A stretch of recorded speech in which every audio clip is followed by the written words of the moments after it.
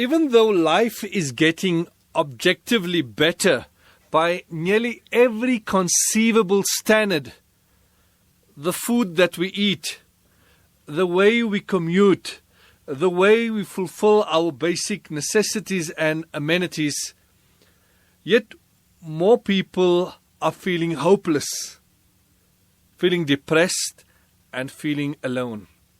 You don't have to be clinically depressed to feel it. It's that emptiness and hollowness that we're talking about. Sooner or later, people reach the point where they're asking themselves, is this life? Is this what I'm living for?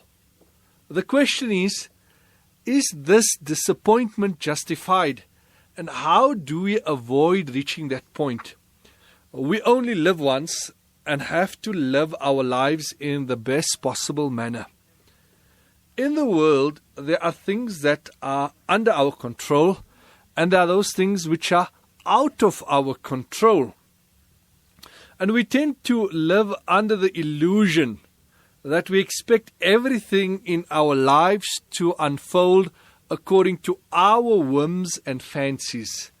We expect Allah Rabbul Izzah to oblige us, to accommodate us, to follow through on our decisions exactly as we want it to be. So a young boy proposed for a girl, a person is waiting for the results of an examination or your child's examination results, you're waiting for the results of a medical checkup, you enter into a business venture. Any matter that is pending, we have a plan in our mind as to how we would like the outcome to be, and we expect it to be like that. And when that is not the case, then we become disappointed, we feel dejected, we feel down and out. What we need to understand is that Allah Rabbul Izzah is our master, and He does as He wishes. That is His prerogative. It is recorded in a narration that Allah Rabbul Izzah sent revelation to Dawood alayhi salatu wasalam, in which He said, Ya Dawoodu, innaka turid wa urid. That, O Dawood, you have your aspirations and I have my decree. Wa innama yakunu ma urid. And essentially it is my decree that will come to be. If you do not submit yourself to my decree, at'abtuka fima turid, I will tire you in the pursuit of your aspirations, your desires, your whims and your fancies. Thumma la yakunu illa ma urid. And eventually you will realize that what was my decree will come to be. وَمَا تَشَاءُونَ إِلَّا أَن يَشَاءَ اللَّهُ. Only what Allah wills will come to be.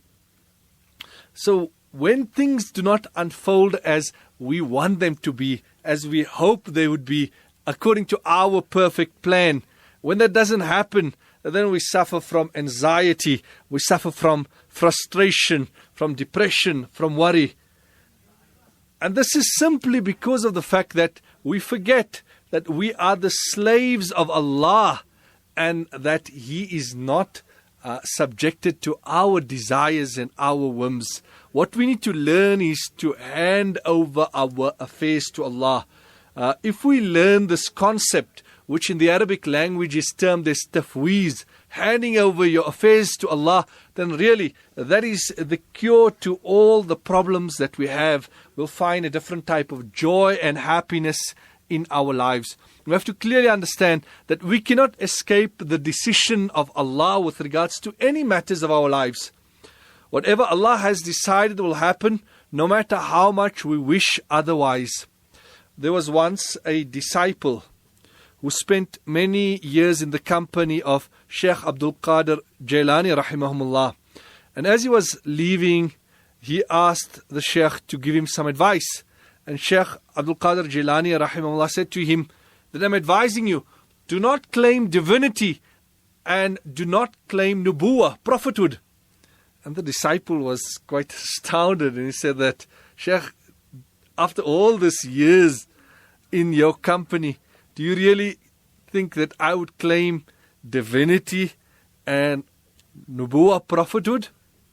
The Sheikh then explained, and he said that when I said to you, do not claim divinity, it means that do not wish that everything happens according to your will and desire.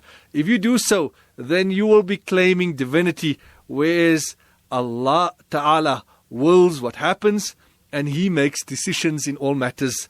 And when I said to you, do not claim nubuwah, what I'm telling you is that no matter how pious you may think of yourself, never think of yourself to be sinless. That is a quality of the Anbiya. The Anbiya were protected by Allah from all sin. And as a human, no matter what level you may think of yourself to have reached, there's always the possibility that you may sin. Never think of yourself as holier than thou. So essentially, what we learn is that, and what we understand is that, things in this world will not happen according to our desires, our whims, and our fancies. And that should not be a means of us feeling dejected and rejected and hopeless and helpless. Rather, what we need to do is hand over our affairs to Allah and gain consolation from the fact that this is what Allah has decreed for me. And if you do that, you will experience a different type of happiness and joy in your life.